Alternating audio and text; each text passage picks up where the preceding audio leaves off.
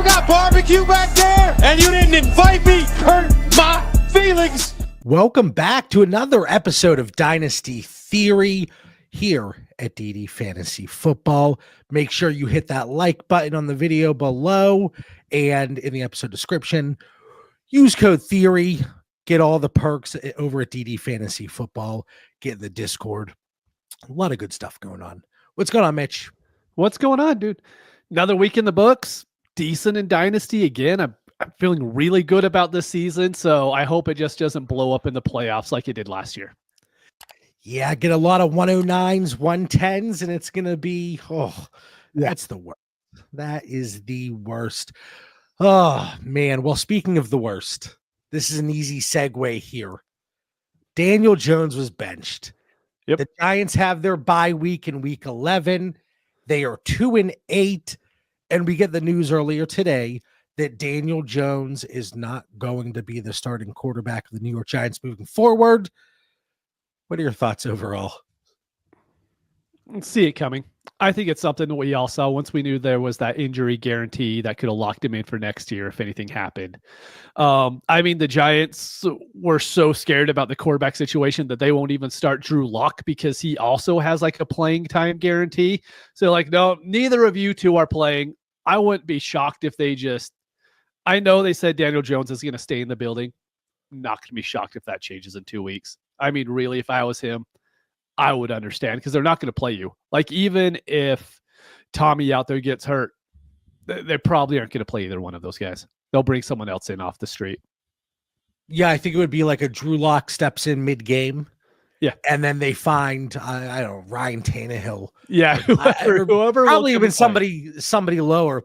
But like for fantasy purposes, I don't know that there's all that much to take away here because Daniel Jones, luckily for fantasy managers, all of the targets were being funneled to Malik Nabers and Wan'Dale Robinson. Mm-hmm. Now, with Tommy DeVito coming in, you would like to think that maybe he pushes the ball down the field a little bit more. He just kind of has his foot to the pedal there. You know, you look at Daniel Jones, 63% completion percentage. His touchdown rate was 34th among quarterbacks this year, middle of the pack in interception rate. But whenever you look at his intended air yards per attempt, 7.2, he's not driving the ball down the field. Everything underneath, 6.1 yards per attempt. That's 33rd across the NFL. And remember, there's only 32 teams in the NFL. And this dude, as what was supposed to be a franchise quarterback, duping them after one solid season, he gets the extension. And now here we are. It's coming to fruition. Daniel Jones just completely, hitting the bench and probably in some leagues, maybe hitting the waiver wires across your dynasty leagues. Do you think we're going to see people trying to buy low? Like, oh, I'll send a third for Daniel Jones. Like, we're going to see it. Yeah, I do think people do it. I don't think you should. So to me, Daniel Jones isn't a Sam Darnold, isn't a Baker Mayfield. We have never seen Daniel Jones be really good. So, John, I have a couple stats for you. We're going to play a guessing game real quick. All right, I like it. 2020. So we've had the last 4 seasons. How many 300-yard passing games does Daniel Jones have? Since 2020? Yep. 1. He has 4. A little bit more than what I thought. Now, How many 3 touchdown passing games has he had in that amount of time? Like, I know the first game that he came in relief of Eli Manning. So this is in 2020. So there's going back to, he was there in 2019. Okay, so 2020. Okay. 2. 0. Doesn't have 1 3 touchdown passing game in 4 years. I mean, this isn't, to me, it's not a buy low because even if he gets a chance, this isn't a guy that I want in my lineup. We have seen this all season long to where like you kind of played him because you might have felt like you had to in a certain league. But he's not a guy to where I believe can ever be a Sam Darnold who could really rise in value. Can he be worth a late second someday to somebody? Sure. Do I really care to hold that on my roster for the next 2 years and hope he gets a starting chance week 12 of next year? it's just not something I'm looking to do. Yeah, it's going to be interesting because we look at Malik Nabers now, 94 targets through 8 games.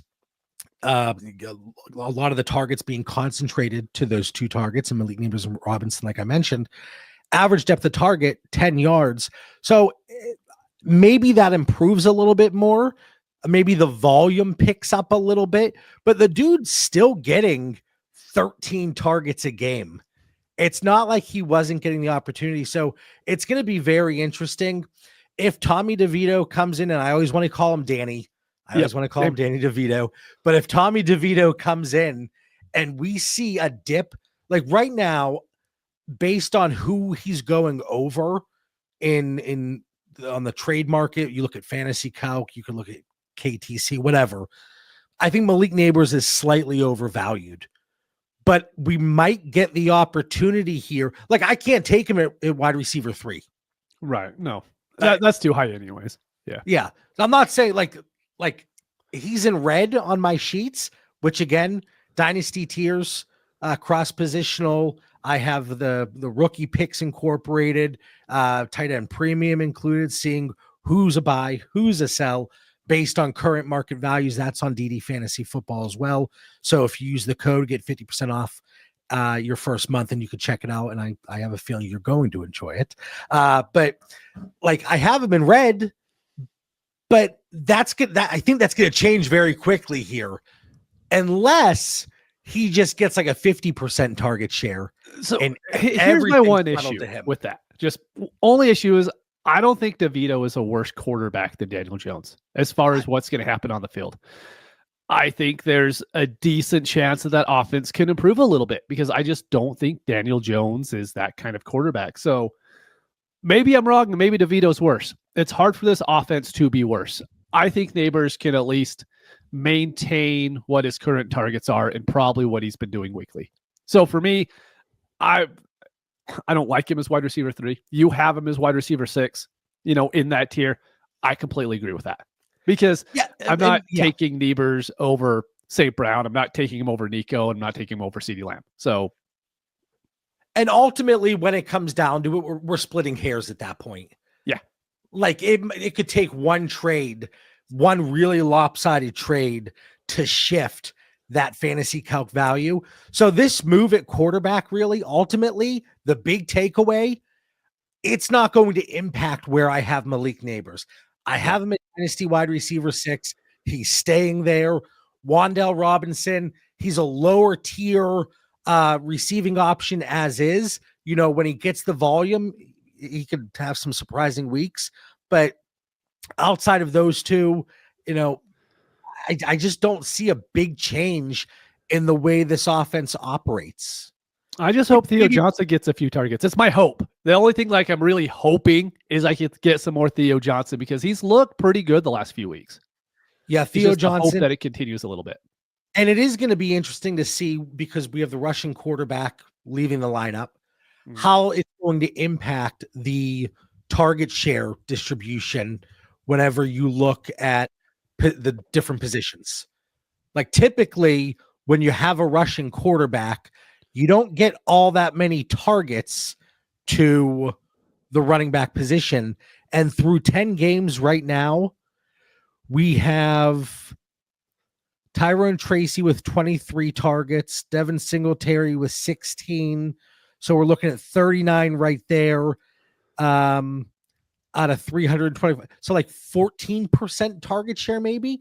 And typically when you look across the NFL, it's 20% to running backs, 20% to tight ends, 60% to wide receivers. Just a general ballpark idea. So I'm hoping DeVito might incorporate Tyrone Tracy a little bit more. And obviously those stats are a little bit skewed because Tracy really wasn't involved at all to begin the season. And now he's starting to get a little bit more work. So that, it's going to be interesting, but it's always fun to see how an offense is impacted whenever you have a change at quarterback, especially a change and getting rid of such an elite quarterback like Daniel Jones. Yep. Yeah. I mean, dude, that's another franchise to where you think at some point they'll fix it, but maybe they just don't. So do they go rookie quarterback? Because you can't see this season turning around at all. And Shador Sanders or Cam Ward. I think it's one or the other. Yeah. My thing is they made this mistake, and taking Malik Nabers isn't a mistake. So let me put that out there. Right. But they talked themselves into Malik Nabers because they just gave out a bad contract, right? They're like, hey, it's a bad contract. We have to play Daniel Jones. I mean, how would they be feeling right now if they had Drake May in there? Maybe the offense is terrible because there's no one for him to pass to, but at least there's something there, right? Yeah. I mean, you kind of look at what Denver did, and I'm not I think Sean Payton, he's a good coach. Yeah, he's all right. He's decent. Despite the fact that, what he did to my man Russ was just disrespectful. But I'll get over it maybe one day. I will forgive, but I will certainly not forget. But you look at what happened there. They pull the plug on Russ last year. They draft a quarterback that a lot of people were kind of scoffing at to start the season. And I was probably in that category, like, oh my God, look how this isn't looking good. And then over the last 4, 5, 6 weeks, Bo Nix looks like a rookie of the year candidate. And it's like, okay, the Broncos did something here. Maybe that's the direction the Giants could go. Maybe. That's the hope, right? That's the hope. So we'll see how that goes. Not to spend any more time on Daniel Jones. We're done. A much more exciting player here. So last week, we did our quarterback tiers, our Dynasty quarterback tier show. And in passing, in the Dak Prescott tier, I got a little heated about the fact that Anthony Richardson was even in that tier. Now, in my defense, when that episode was recorded, Anthony Richardson was not named the starter again. Joe Flacco at that point in time was still the starter. And now we see a monster game in week 11 from Anthony Richardson. And Mitch, really quick, not to get sidetracked, but last week and throughout the whole week, we were like, oh, we're going to do a Dynasty tier show on running backs. Yes. Right. And we're sitting there this morning where we're messaging each other. And this is what happens behind the scenes on Dynasty Theory. But we're talking about like all these players that are worth discussing. And I was like, well, yeah, let's go that direction instead of the running back tiers, which Mitch, you were like, let's not do that. And I was like, I completely agree. If you're contending, get the veteran running backs that are producing, that are on non-contending teams, and you can get it at a reasonable price. If you're not contending, look to ship off those running backs to the contenders. Boom. That's the episode right there. Look, there isn't a lot of nuanced takes when it comes to running backs in Dynasty. No. It's get the young ones that are really good, trade for the vets that are going to score points, and avoid the Zamir White type landmines that are there every single year. I mean, that's really what it is. So at this point, it's like, hey, go and get Joe Mixon. He's still pretty good. That's like the running back tier show at this point in the season. And like we said, look at the players at the bottom of the standings. So, the managers that maybe they have them lurking. But anyway, so very exciting to talk about Anthony Richardson in the voice channel over at DD Fantasy Discord.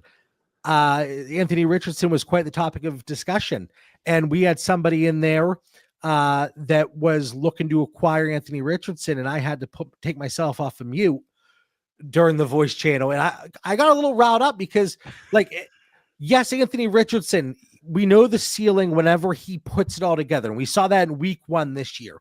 But there were so many times that if he was rushing, ultimately he was leaving a game early. We were seeing a 50% completion percentage. He wasn't giving you the ceiling. So why are we taking such a risk to acquire him? So for the season, and this even includes week 11, Mitch, 48.5% completion percentage. 48. That's 36 across the NFL.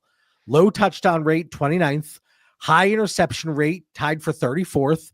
7.5 yards per attempt. 12.4 intended air yards per attempt. 39 rushing yards per game. So those are kind of the positives there because he's taking those shots down the field. Now you look at week 11. 67% completion percentage. You have the touchdown rate pretty much the same, 3.3%. No picks. He did have the fumble. 9.1 yards per attempt. So that's elevated. All right. But it's the intended air yards per attempt. It came down almost 2 full yards when you compare it to the entire season. So what did you see from Anthony Richardson here before we get into more of a fantasy aspect of it? Dude, I liked what I saw. And this was my issue with them benching him in the first place. He's 22 years old. This kid, like, I hate calling him kid, but this guy needs to go out there. He needs to be on the field, and he needs these reps in order to perform. I think he needs reps more than just about any other quarterback out there, because him sitting on the bench with his play style, that's not going to show him anything. What is going to prove to him is being out there on the field, learning like this. And I am willing to buy him, right? I do like the idea of buying into this risky asset. But let me tell you, here is the issue, okay? They just played the Jets. We kind of know that defense has fallen off the map. We talked about it on Winning the Week, about how the Colts could do pretty well this week. Let me tell you, in every start-sit discussion, every question that popped up on Sunday morning, we said if Anthony Richardson was involved, we loved him as an upside play. Yeah. So let me tell you the next 4 weeks. You tell me how this is going to go. The Colts get the Lions defense. The Colts get the Patriots defense. The Colts get the Broncos defense. Then the Colts get to play the Titans. Like, I'm sorry. Like, I love what he's done. I don't think this is the point to where you buy him. I think you let that uptick happen a little, Will. Give it 3 more weeks. And because he actually has a pretty decent, he has a decent game the end of the year to where he gets, the Giants. And then Jaguars doesn't matter because this is the last game of the season. We don't care about that. But it's just the next 4 weeks are going to be extremely tough. If we love looking at playoff schedules for players that we like, we have to be willing to also say, you know what, this playoff schedule could be hell for a guy like Anthony Richardson. But if I'm on a non-contending team, I love someone being like, oh, hey, I'm going to sell high right here. I love going out and getting him on a team like that.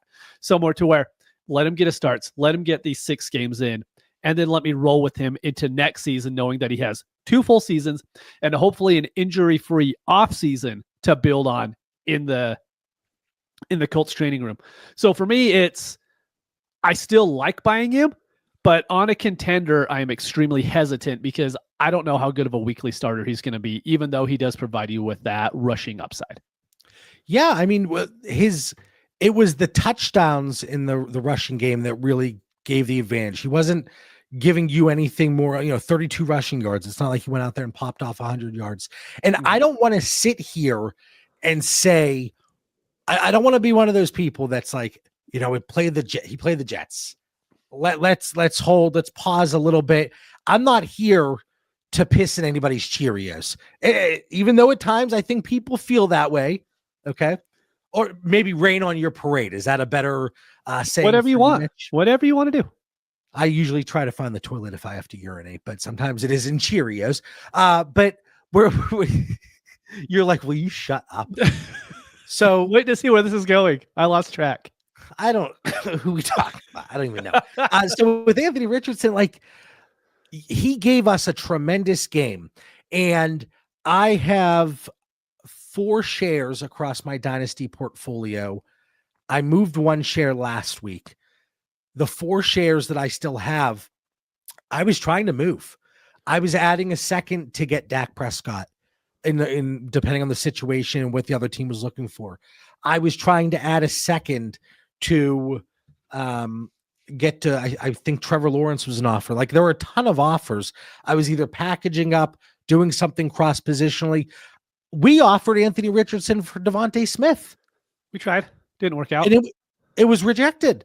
But sometimes, you always say, well, it's always the deals that don't get accepted. You look back on, you're like, okay, that panned out for me. But my point of saying all those offers that we sent out is we tried to sell at last week's prices. Mm-hmm. Now, if anybody's coming back, hey, I'm interested in that Devontae Smith deal. I'm interested in that Dak Prescott. And you add a second to Anthony Richardson. No, that ship has sailed now. Yep. Because we saw him come back in. We saw him produce. And we saw him play more in control than we have seen at any point in his very short career up to this point. Right. So I'm not saying I'm going out and acquiring necessarily. And we always talk about this, Mitch, whether it's on the field, off the field, whatever the reason is, you don't have to go out and trade for players. Like if you just want, if you want to avoid a player or a situation, nobody's putting a gun to your head saying, Mitch, you better go acquire Anthony Richardson or else. Like you don't have to make an offer. And I know everybody wants to go out and say, oh, I made that great trade and I was able to buy low. But we don't know if this is a buy low situation. We don't know if it's a buy high situation. It's a very unique situation that I think, the folks that love Anthony Richardson don't weigh the risk enough. Those that dislike Anthony Richardson don't give him enough credit for the upside. And even if we do see any improvements. So ultimately, I don't know that we see all that many deals get done. I think the way that you do it is if you're on a rebuilding team and you're willing to get him, you're going to have to give up one of the veterans that's valued a little bit higher right now. You're going to have to do a Jared Goff, trade him straight up to a contender and take their Anthony Richardson. But see, here's my thing, though. After what we just saw against the Jets, in people's heads, hey, the Jets defense, it's still a strong defense, even though we talked about when Robert Saleh left, that defense is just deteriorated. But people, they might not necessarily be looking at it like that. So even if you are contending, hey, Richardson just popped off 30-some points. I know Goff had a So are you saying that Richardson's unattainable right now? I think if you have him in a league and you actively tried to move him last week and didn't, I don't know that people are going to be willing to pay the price that you need at this point. No, that's why I'm saying I'm willing to get him. I'm willing to trade.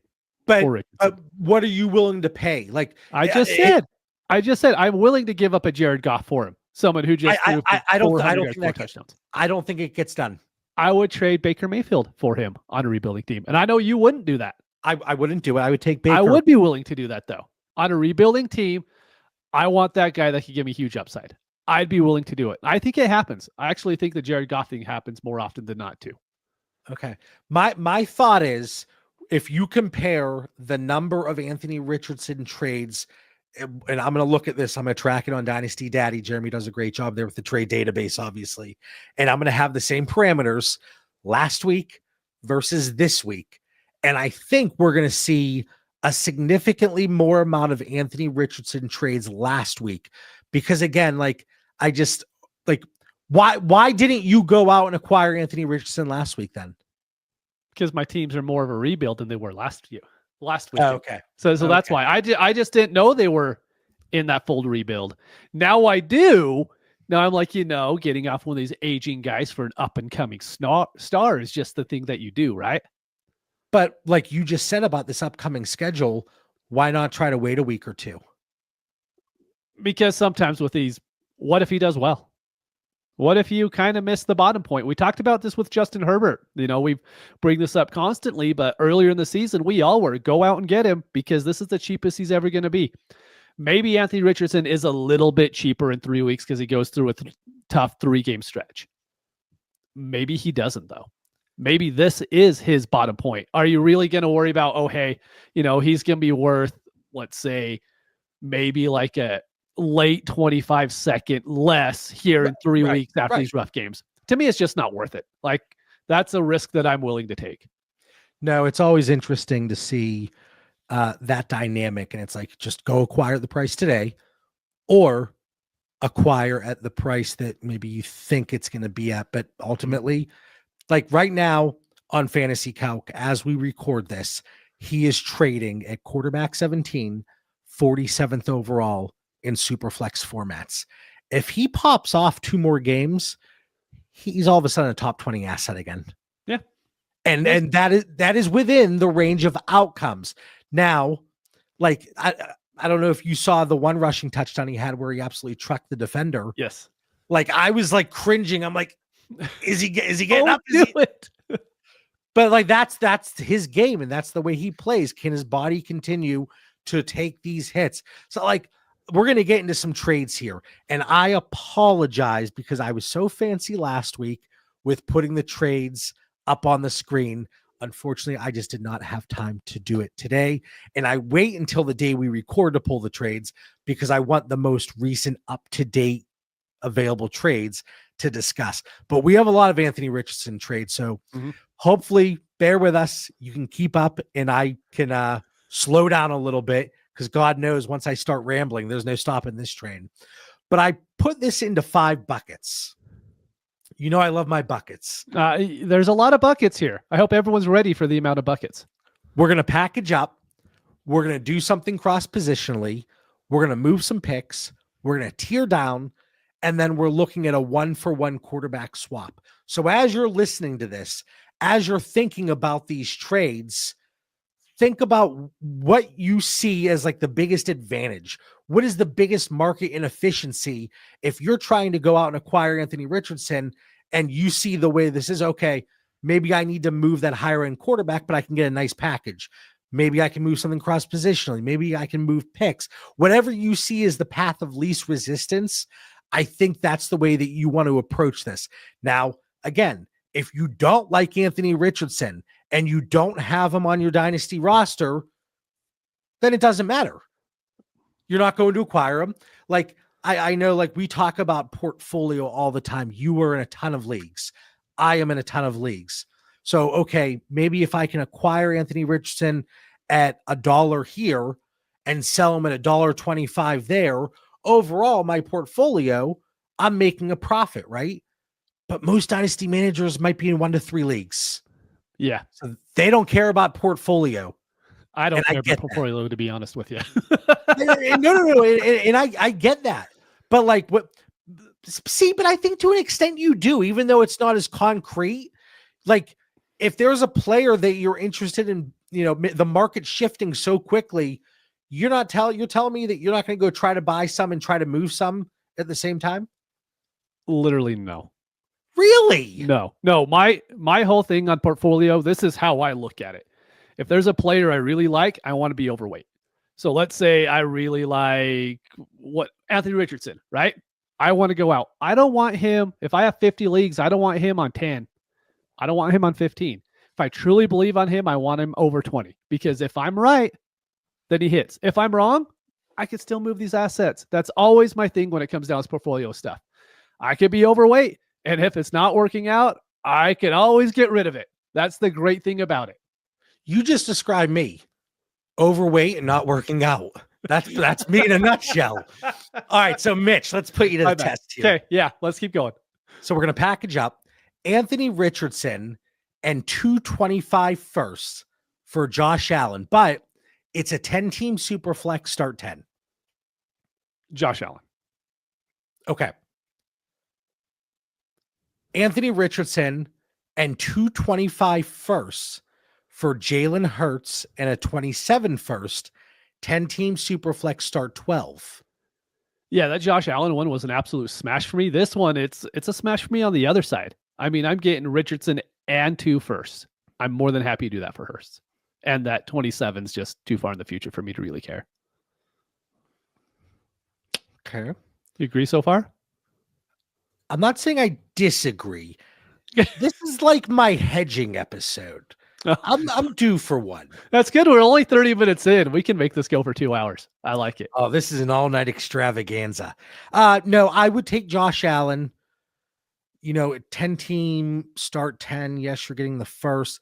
Like, it would depend. No, I don't even know if it would depend where those firsts are. No. Like, Josh Allen's untouchable for me right now.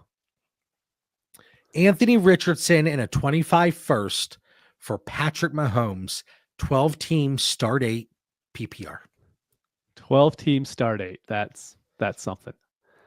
And it's super flex. No, you didn't list super flex. No, they're all super flex. Okay, sorry, it wasn't in the note.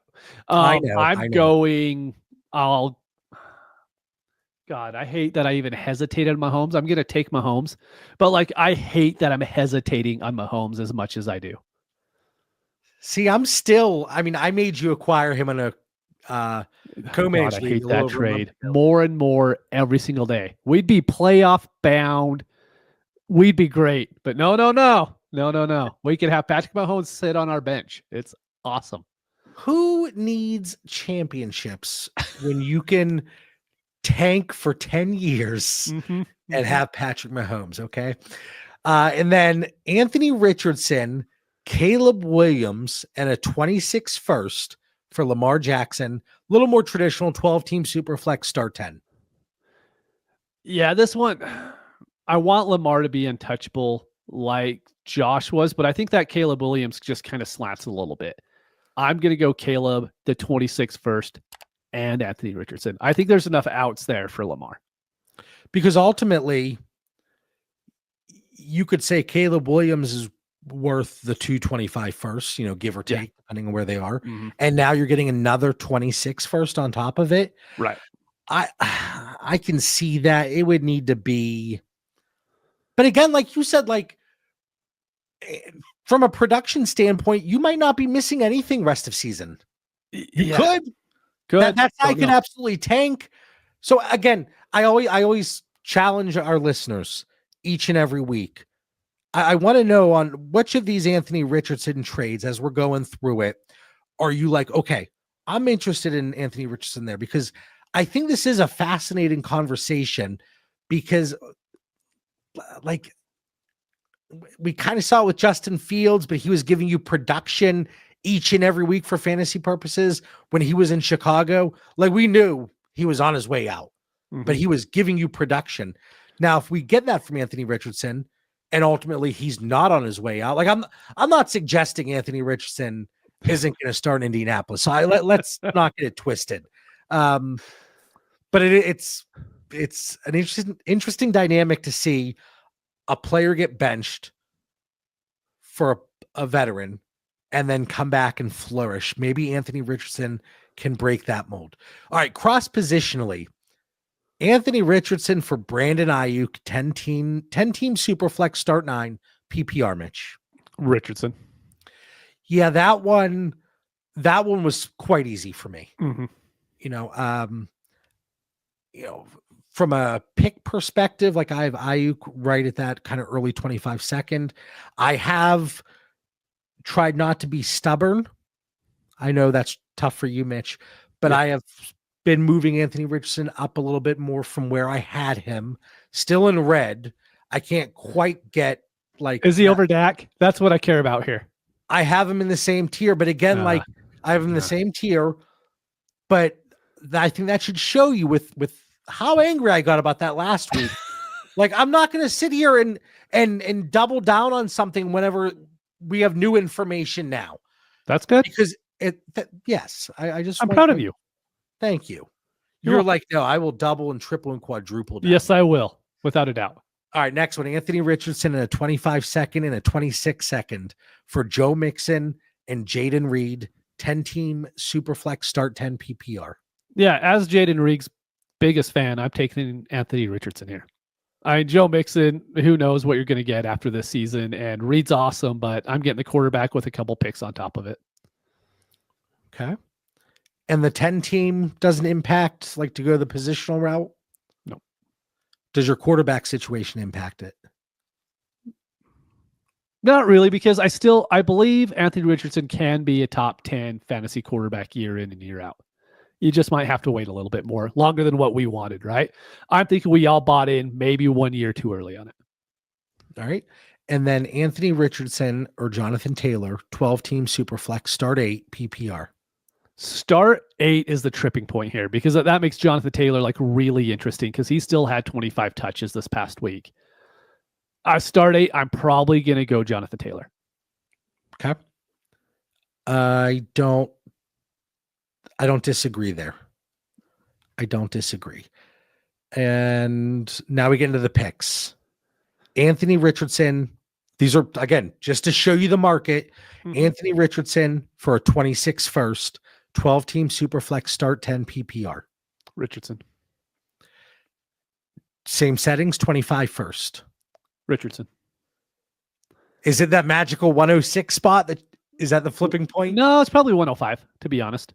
because I think I'll take him probably over the quarterback one that's coming up, whoever it ends up being. As of right now, give me time, that could change, but right now I'll take Richardson. Okay. And I think in a lot of leagues, when we get into rookie drafts, because of the market, because of positional need, we're going to see Sanders and Ward go top 5 in a lot of drafts. Oh, I think so. Yeah. It's just going to happen. Yeah, there's a lot of really bad quarterback rooms in dynasty leagues, and I have a few of those, to be honest with you. I did, but Russell Wilson, I'm good for maybe the next saved everything. I'm good for the next 20 years, maybe. Excited for him to start for the Panthers next year. Oh, don't you say that. All right. So that's the trades that have happened for pick. 25 first and a 25 second, same settings. Or Anthony Richardson. Okay, that second's not swinging it for you. And then that first needs to be around 105 for you to maybe be interested. All right, so here's some tier down trades. Tearing down from Anthony Richardson. Bryce Young and a 25 first or Anthony Richardson. Yeah, Bryce Young ain't changing nothing for me. Anthony Richardson. What quarterback does that need to be? Why do you do this to me? Sam Darnold? No, because I think he's not really worth a lot upcoming. Stafford?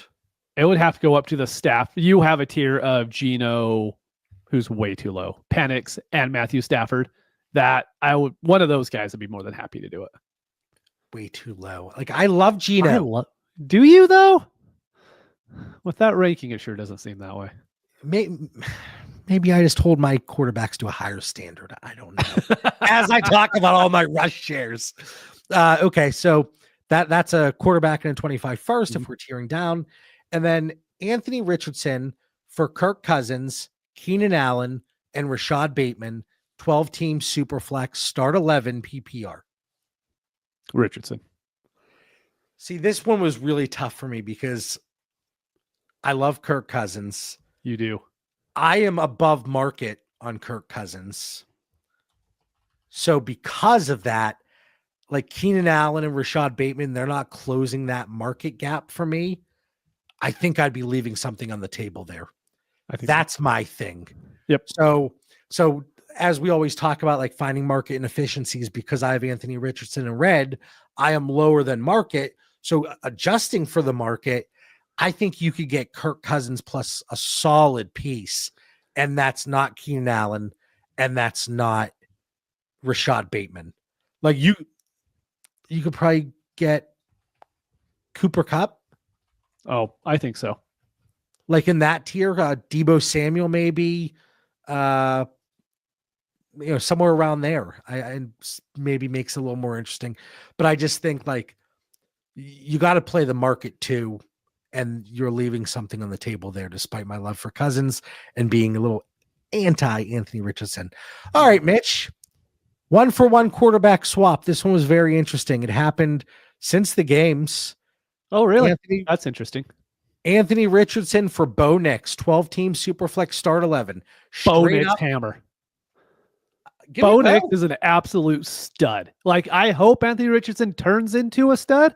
Bo Nix is an absolute stud right now. Like, if you told me, portfolio-wise, I could have 70% rostership of him, I'm more than happy to get 70% rostership Bo Nix. Like, dude's playing lights out for a coach that I think everyone kind of has to believe in a little bit. I mean, he doesn't even have anyone to throw to. He has Cortland Sutton and Mims and little Jordan Humphrey. I mean, Troy Franklin's becoming more and more relevant. Yeah, it's just wait till they get like legit pass catchers around this dude. I think the sky's the limit for Bo Nix. I love the kid. Yeah, I could see, I think it would be interesting. Cortland Sutton, he's there through 25, right? Mm-hmm. But excuse me, pairing him with like T. Higgins, just two guys on the outside, and then can you imagine? And then get yourself a nice slot receiver. Yeah. I think let's get Hunter Renfrow in there. He's available. Has been for a little while. Yeah. All right. So now we have a few wide receivers we do want to talk about. Yep. Anything else on Anthony Richardson? Like you're saying basically pick a side. I'm saying it's okay to hedge a little bit. You can sell. No, dude. In Dynasty, I've always said if you don't care about this player, then don't have him on your roster. There is more than enough quarterbacks in the league to where if you're like, hey, let's say you don't like Tua because of his injury situation. It's fine. You don't have to have these players to win. The player you have to win this year is probably Lamar Jackson or Josh Allen, right? If you have one of those two, you're going to be great. If you have someone else, who knows how well it's going to go in the playoffs. I think the biggest thing here is like where an actionable takeaway needs to come into play is if you have Anthony Richardson on your roster. Because do you believe in him? Yes, 100%. Were you looking to ship him off? That's where you have to take a stand. Yeah, if someone comes up to you with the 106, it's not quite a playoff pick. It's right in the middle. This team can make the playoffs. They offer you their 25 first. This is your get out of jail free card on Anthony Richardson. Are you willing to accept it? Most leagues, I'm not. I'm willing to keep Anthony Richardson. Yeah. So that's the big takeaway. 41 minutes in. If you have Anthony Richardson on your roster, pick a lane, make a decision. Do you want to ride it out or do you want to get out? Like Mitch said, this is your get out of jail free card. You have an opportunity to cash out, or do you ride it out? With my limited exposure, 4% rostership, probably going to ride it out, honestly. Yeah. Because I couldn't move Richardson at last week's price, like I said. So I doubt anybody's willing to pay this week's price. So we'll see how it plays out. I'll still shop around and we'll see how it goes. But now a few wide receivers we want to talk about. Is Jauan Jennings, is he the real deal? Yeah, he seems to be honest. He really does. We talk about the War Machine and the Trinity tool over there at ddfantasyfootball.com. And I want to plug a previous episode. I think it was 5 weeks ago, Mitch.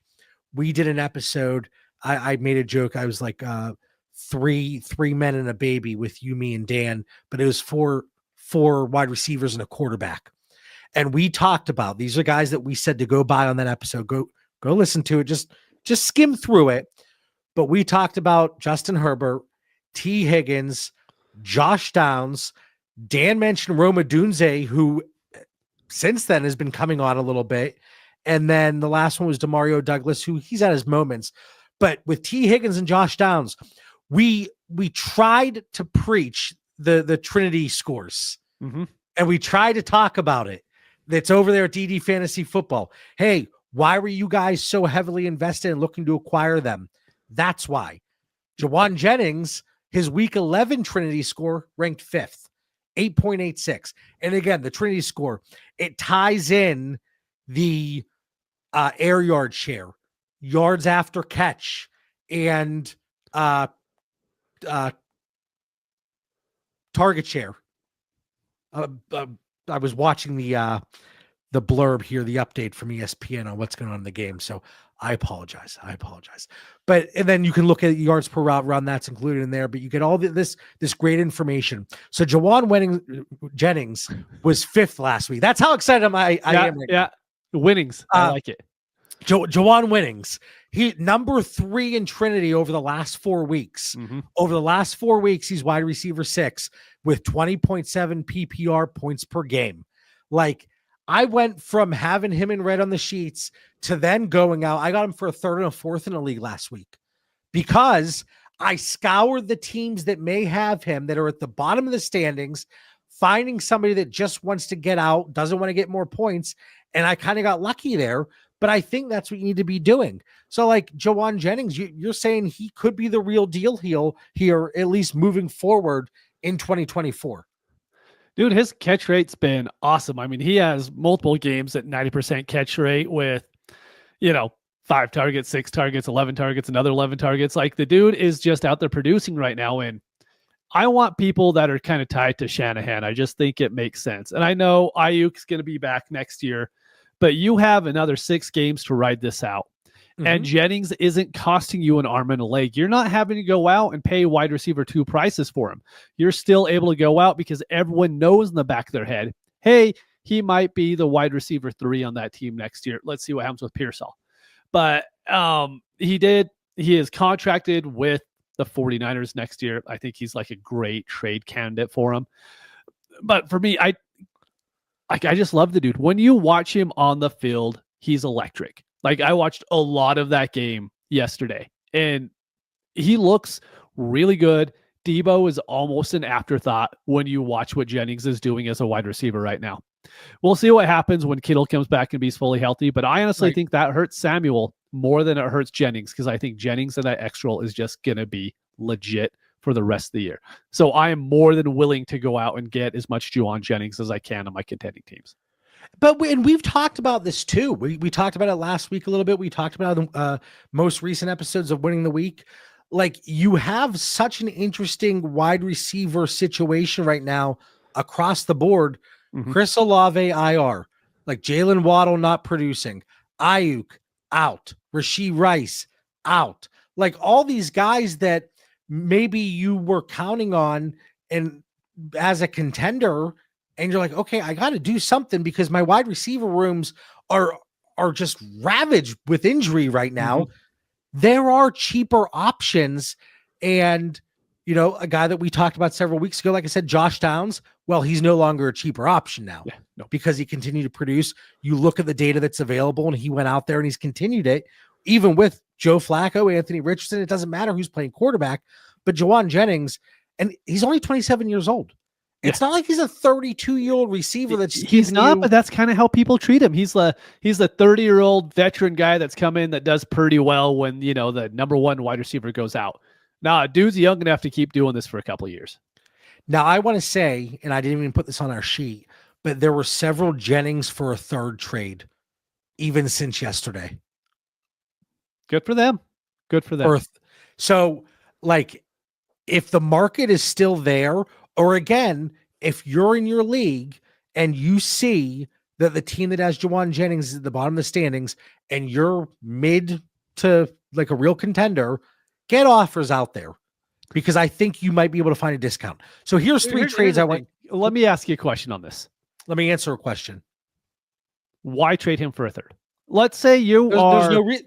Well, let's say the only reason I could see is if you're trying to get points off your roster. Potential point league. Okay, I see it in that scenario. For me, why am I trading someone like Jauan Jennings for a 3rd? What am I possibly going to do with that 3rd all through next offseason before the draft that's going to be better than what I could probably do with Jauan Jennings at some point later this season? No, I completely agree. And I'm very upset with myself. All these wide receiver injuries. I didn't mention Chris Godwin, my man. Yeah. I didn't mention Christian Kirk, my other man. I think I'm the only person in America that has a is it an 8x10 or whatever, or 10x12? I think you're right. Yeah. A signed picture of Christian Kirk. I don't know why I bought it. I've wasted a lot of money on things. Sadly, not everybody knows that is right above your bed too. Like, you don't see it on the wall. Yeah. It's what you see when you go to bed each night. And actually, I thought up until this last week, the biggest waste of money is that signed Anthony Richardson helmet right there. Yes, I have that signed Anthony Richardson helmet. I really just thought I love the blue. I thought it looked really cool. Looks cool. I agree. Spent a little bit of money on it. I was like, wow, should have just got a Joe Flacco one for a fraction of the price. But anyway, I digress. Jauan Jennings for a 25-second, 12-team Superflex start 9 PPR. Yeah, I'll take Jennings there. And again, it's assumed later. Yes, of course. You're contending. Yes. Jennings for Christian Kirk. I think this is a smart trade. I'm okay giving up my Kirk for Jennings, because I do think he's that much of a every week starter for you moving forward this year. Yeah. Again, if you're in a bind, if you have been looking for cheaper production at the wide receiver position, we talk about a get out of jail free card with Anthony Richardson. This is kind of that get out of jail free card with finding a producer at the wide receiver position that's not costing you an arm and a leg, but he's giving you that number 3 Trinity score over the past 4 weeks. Yep. Jennings and Shakir for Brandon Ayuk, 12-team Superflex start 10 PPR. There was a time to where I'd hammer Ayuk. And this isn't, please, no one think that this is just a hot take because Jennings has been doing good. It's because I really believe in Shakir too. I mean, not take it out, but guess who we're talking about next? Khalil Shakir. But I had this question third, or this trade third. Go right into it. Because I think Khalil Shakir is he is that great slot wide receiver in the league right now that is tied to Josh Allen. Like, Amari Cooper is great, but I don't think Amari Cooper is ever going to be a big target hog in that offense. I don't think Keon Coleman is built to be a target hog. I definitely don't think Dalton Kincaid is built to be one. Can Khalil Shakir average 7 to 9 targets for the rest of the year? Absolutely. So for me, it's, hey, I'm getting 2 starters that I could trust for this year. And yes, Ayuk will probably have a higher value going into next year. Dude's injured though, right? And you brought this up on how much of the 2023 season was such an outlier for him. It kind of leads me into like Shakir isn't going to have great value going into next season. That's just kind of how this goes. But I could have Shakir to kind of balance that out and have 2 great producers for the rest of the season. I'm all about it.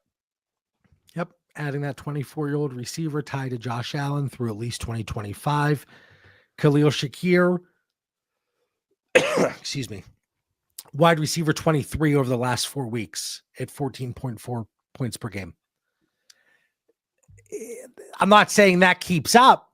Yeah. But is it realistic to think 12 to 13 PPR points and really, pairing him with Jauan Jennings in that specific trade? Are you really going to be losing out on all that much ultimately when it's said and done? I don't think so. Yeah, throwing Shakir in your flex each week, that's a great play. I don't care what the matchup is. I don't care who they're playing. That's someone you can walk in every single week knowing, hey, that's my flex. I'm good with that. And those are lineup decisions that I love. So let's go through a few Khalil Shakir trades now as another guy that has been producing that we are going to be looking to acquire. And I always try to go out and make some acquisitions Tuesday morning and Tuesday afternoon before the episode drops. So we'll see how that goes. Exactly what I do too. We'll see how that goes after our conversation. Khalil Shakir for Will Levis, 12-team Superflex start 8 PPR. Someone DM'd me about what about they want to pick up Jameson Williams. And I was looking through the opposing team and I'm like, they're like, if you can move your Will Levis for like a Jameson Williams, I would do it. If I can move my Will Levis for a Khalil Shakir, I'm doing it every second of the day.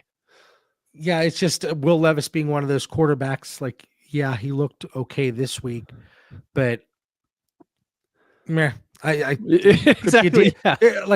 It could be Daniel Jones all over again here in a year. Oh, yeah. Without the contract extension. Khalil Shakir and Tyler Lockett for Mike Evans, 12-team Superflex start 10, 0.5 PPR.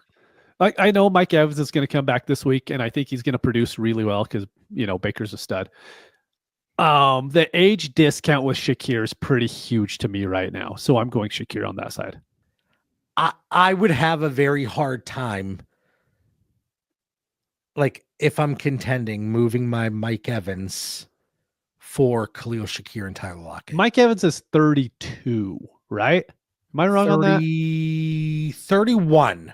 31. Going to turn 32 next offseason. Yeah, so that's a hard buy because is he going to really outproduce Shakir by that much, knowing the value drop going into next season? I get it.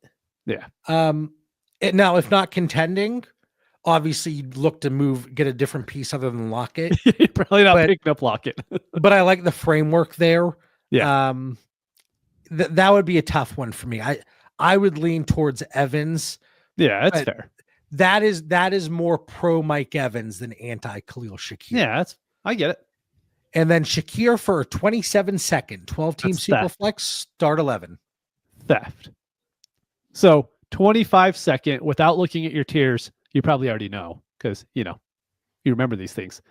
Where would you have Khalil Shakir? If someone offered you the 25-203.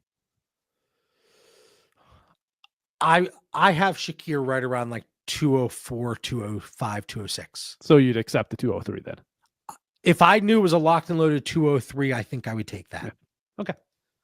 But again, like a 27 second. Yeah. I mean, I know everybody thinks that they can guess where those picks are going to be, but that's we not. know exactly 6 weeks, Yeah. With 6 weeks left. All right. This last player, and I'm absolute stud. I believe you said I was wrong. Him a couple weeks ago on winning the week. It was something, just say no, something like that, if I remember right. I may or may not have said JSN stands for just say no. And he heard that. I motivated him. Good for you. He said, will this unathletic dude with a microphone shut the hell up? Jaxon Smith-Njigba, I'm sorry. I apologize. Over the last 4 weeks, he has the top Trinity score, 8.96. He is wide receiver 3 over the last 4 weeks with 23.9 PPR points per game. This dude, he's been a stud. Even here's with the thing, those 4 weeks you talk about, that includes a week to where he got 9 yards receiving. So, I mean, no one think that we're cherry picking these stats to make these players look better. Because if we did, we would have went over the last 3 weeks to where like he would have been well above everybody. I picked 4 weeks. I like to get a little bit more of a sample, but like looking at the trends. Mm-hmm. And like, I think on previous episodes, I've done 3 weeks when looking at this, but I went with 4. But yeah, 4 weeks ago, he had 9 yards, so like, it's just the last 3 weeks, like even the 6 for 69 against Buffalo, like he's been impressive. And it's like, okay, the Ramsey popped off, but DK wasn't there. Yeah. But if they are able to continue to expand the way he is being used, and I think that, a lot of it comes from the new OC this year. And we saw what Shane Waldron did in Chicago this year. So instead of JSN meaning just say no, I don't know what's an acronym. I was rooting for you there. I thought you would have a good one locked and loaded. Just say now, as in just say now to trading for him. I don't know. Like here's the thing though. That market's going to be tough now. Yeah, that market is going to be very difficult. But I've moved him up significantly. And are we going to have some down weeks? Sure. Mm-hmm. But right now on Fantasy Calc, and this always takes a little bit of time to catch up because it's based on actual trades, DK Metcalf is wide receiver 13. JSN is wide receiver 19. In a week, I think that flips. No, I agree. And the reason why we're bringing him up, we know his price is going to be a lot higher than what it was. But his Trinity score is amazing. And we both completely believe in the Trinity score. So when we see a guy performing like this that hasn't been performing that well previously in the season, we're going to make sure to bring him up so everyone has a good chance to go out there and get him. The Tyler Lockett for me is an absolute afterthought in this offense. A lot of smart people talked about it, and a lot of people just talked about this offseason. Hey, there's going to be a point to where JSN takes over. He just does. And, ended up happening probably week 8, week 9 of this year. I posted something on X back in August of an awesome JSN highlight in training camp. That might have been from 2022 or 23. That's fine. It still looked great. I don't care. That was a fantastic play. So, no, the biggest takeaway here is, like, even JSN at his market right now, I'm a huge Geno fan. I think Geno is a very, very good quarterback in the league. I think he's going to continue to be a good quarterback in the league for 3 to 4 more years. So if I could go out and get JSN even at an elevated price, I'm willing to do it. And there are opportunities within the wide receiver landscape that I think you can make that happen. Mhm. And here's a few trades to kind of show that. JSN for Rashee Rice. Yeah, I'm taking JSN. Rashee Rice, he looked like a stud, but again, injured. What's he going to look like when he comes back next year? What is that situation going to be in Kansas City? It's a situation like off the field too. Yeah. Yep. Off the field. So that one for me, I'm taking JSN.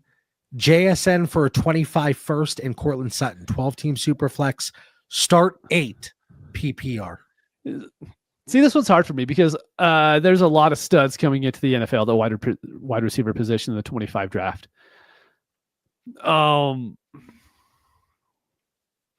I think Sutton's enough right now for me to take that 25 first and give me the production for the rest of the season with Sutton.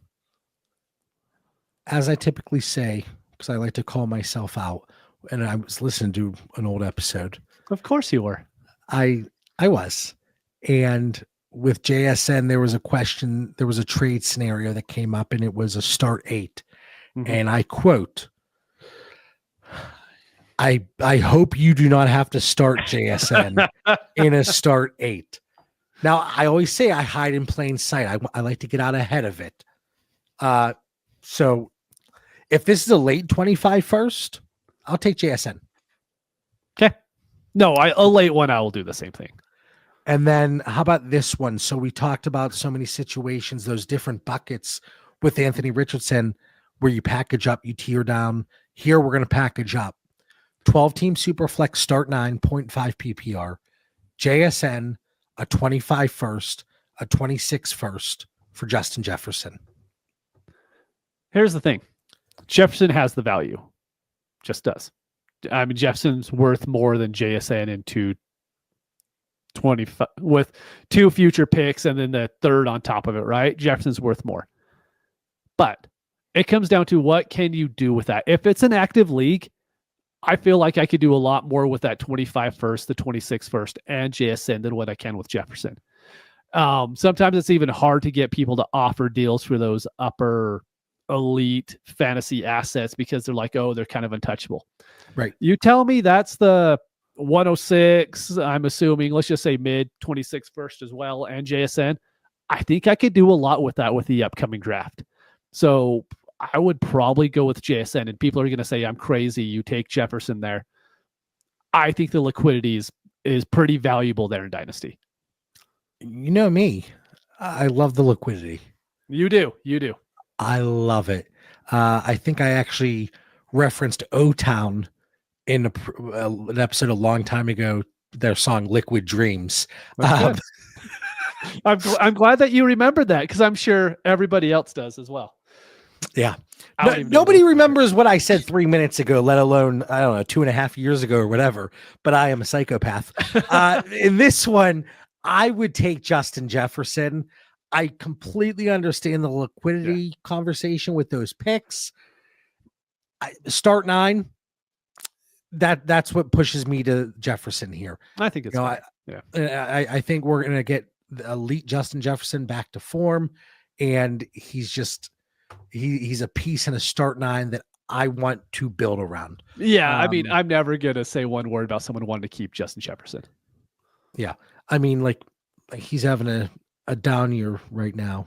Yeah. With only 912 yards through 10 weeks or whatever. And this is with Sam Darnold, who, I know Sam Darnold has kind of been a resurgence, a nice story this year, but that's going to come crashing down eventually. We've already seen it a little bit. Give it 6 more weeks and wait for him to get in the playoffs. Yep. Yeah, I know. So Anthony Richardson, well, Daniel Jones, we talked about him for a little bit.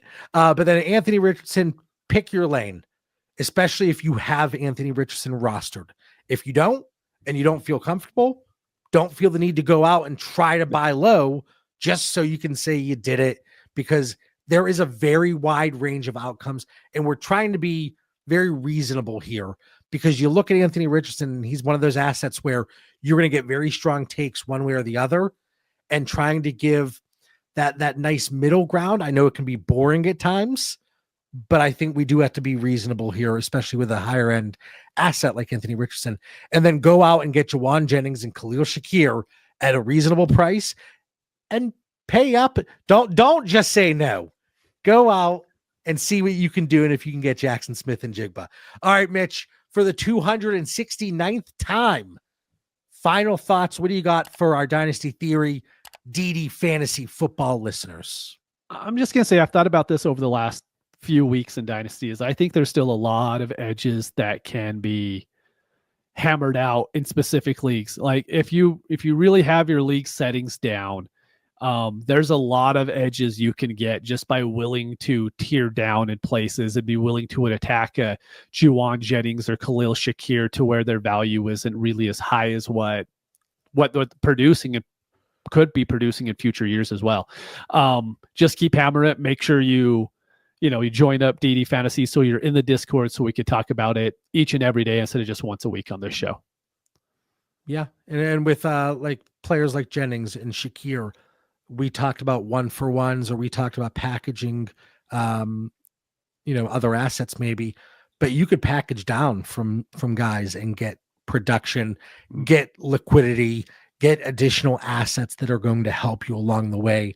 And that's what makes Dynasty so fun. There's so many different ways that you can go about it and still find success. But like Mitch said, there are certainly edges still to be had. Hit that like button. We hope you enjoyed another episode of Dynasty Theory. For Mitch Sorensen, Dan Lamagna, who obviously you made an hour and 6 minutes in. If you didn't notice, Dan wasn't on the show yet. I don't tell you, but he's watching his Cowboys lose tonight. I'm John Bauer. We'll catch everybody next week. Best of luck in week 12, and we'll see you later. Peace.